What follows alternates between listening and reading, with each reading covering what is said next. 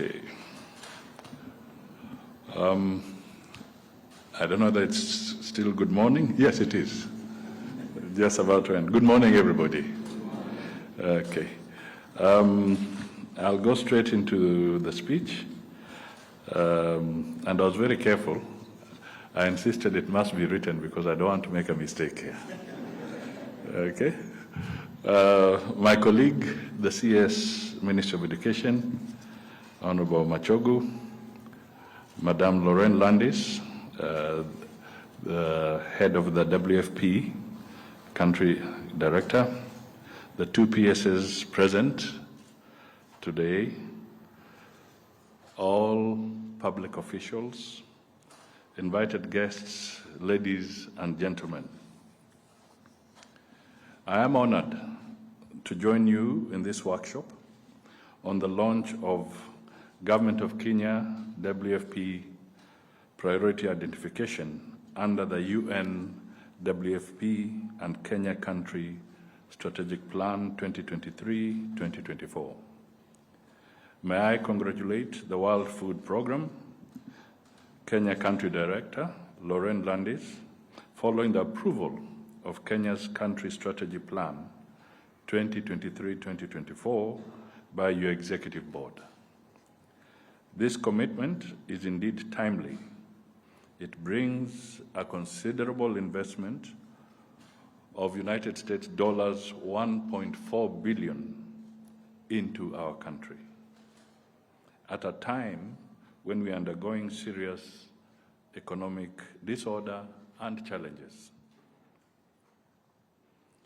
I also congratulate the team under the Cabinet Secretary for National Treasury, Professor Njuguna Ndung'u, for their involvement on behalf of the Kenyan government. They were in Rome only last week to support this process in the true spirit of partnership. I wish to thank all of them for achieving this milestone. The importance the government of Kenya attaches to this partnership is demonstrated by representation from 18 state departments, 14 semi-autonomous government agencies, and the Council of Governors in this session. This is also a demonstration of Kenya government's commitment to work as one under the whole of government approach, spearheaded by my office, for us, sanctified and capacitified silo mentality in public service won't do. We must discard the silo mentality. We must work as one. Over the years, I have witnessed WFP's work in Kenya grow and mature with Kenya. The meeting today is a testament that WFP works closely with government at all levels, incorporating our thoughts, ideas, and preferences from county to national level. I see the working relationship with WFP as an excellent example of how open government, another approach we are impacting in public service, should work.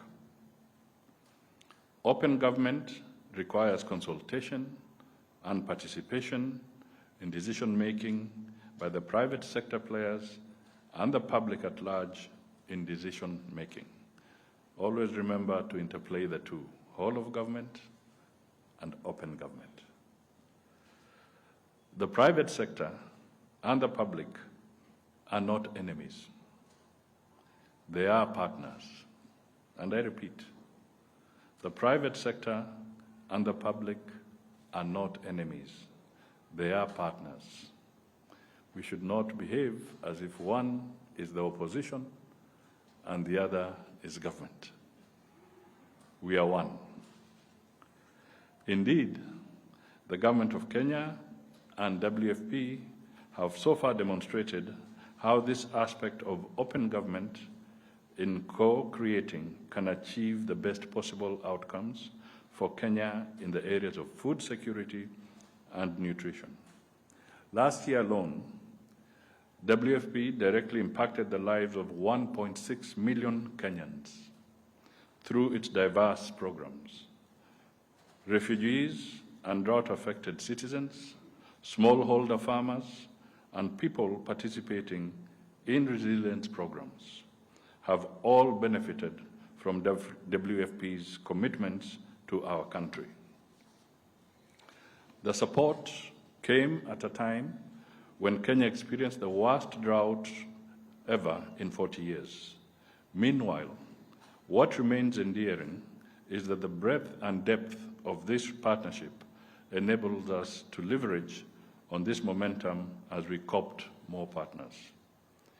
Indeed, what is most attractive about the new Kenya Country Strategic Plan, CSP, is that is for 2023 to 2027, is that it is born out of thorough consultations and is deeply aligned with Kenya's priorities. The CSP addresses our immediate needs and root causes aimed at strengthening Kenya's food systems. Again, the CSP, which is aligned with WFP's Global Strategic Plan for 2022-2025 strategy, complements Kenya's government's fourth mid-term plan for 2023 to 2027, the government's bottom-up economic transformation agenda for the 2023-2027 planning cycle, and the United Nations Sustainable Development Cooperation Framework for 2022 to 2026 for Kenya. Needless to say, the fact that the plan's development process incorporated inclusivity, involving stakeholders at all levels, gives us the confidence to say this integrated plan will be integral in accelerating our drive for food security and better nutrition. My sentiments are not what you may term as the usual political polemics.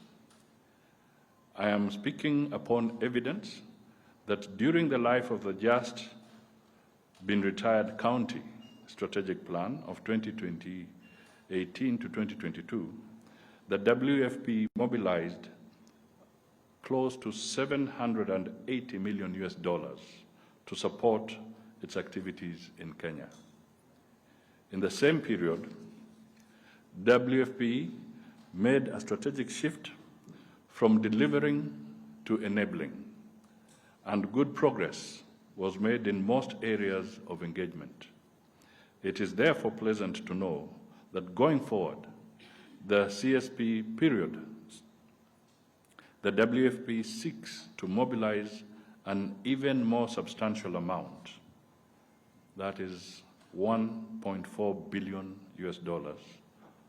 to bolster its activities in our country.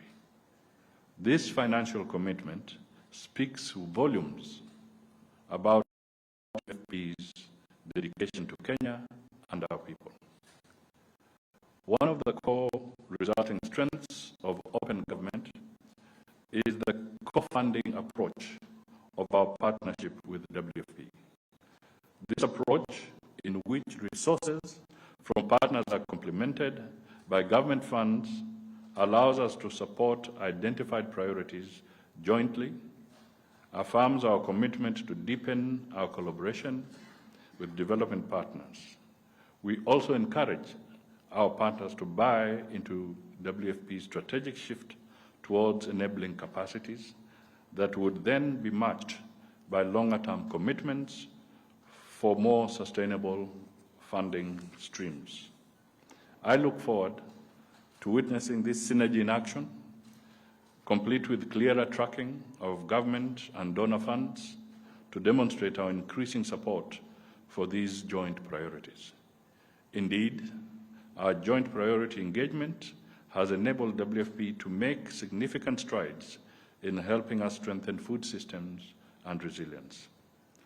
WFP are reaching 670,000 people in risk-prone areas, of which 370,000 receive cash transfers and about 50,000 benefits from integrated climate risk management insurance.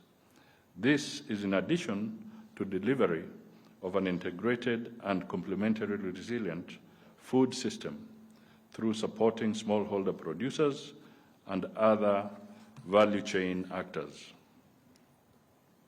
It is therefore not surprising that every US dollar invested in resilience in Kenya yields 2.8 US dollars in benefits. By focusing on resilience, we are not just reacting to crises, we are preventing them, and in the process, fostering a more robust and resilient economy. I therefore urge the WFP not to take the eye off the ball. I'm a golfer. The moment you take the eye off the ball, you miss the ball.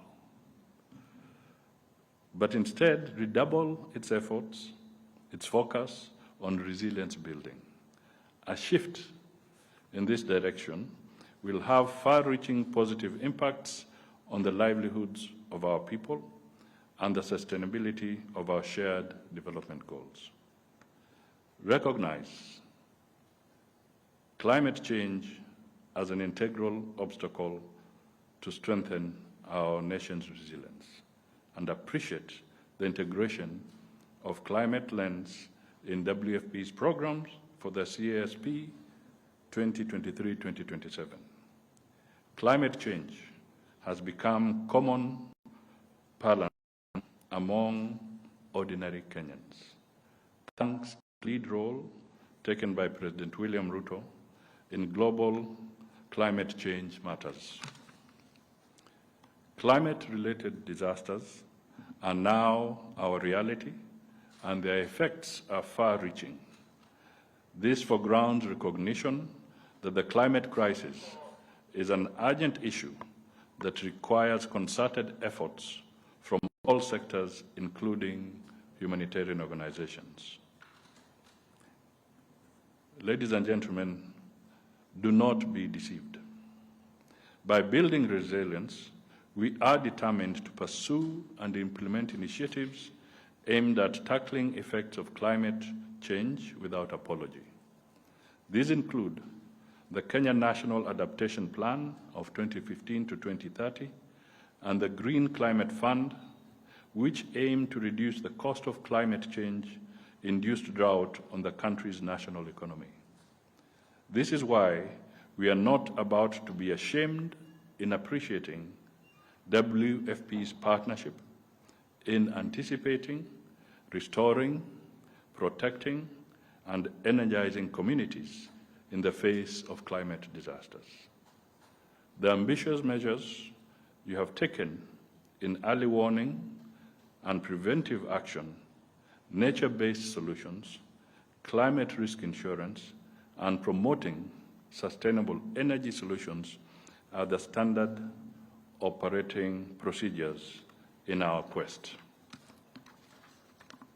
I urge all other partners to join in this quest and push these boundaries, helping us adapt and mitigate the impacts of climate change in our communities.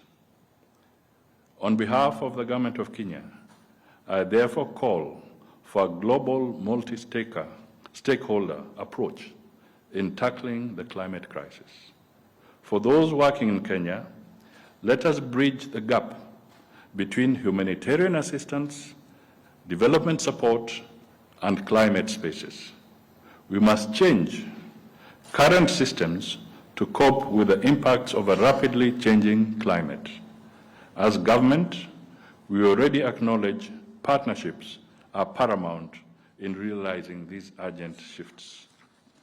I therefore urge the global community to continue fostering strategic collaborations with governments. United Nations organizations, multilateral climate funds, thematic platforms, and research partners must be enjoined in the singular purpose of tackling the climate crisis facing us. Only by working together can we turn the tide and build a resilient future in the face of the climate crisis. It will not be business as usual if we have to jointly achieve results. I similarly call upon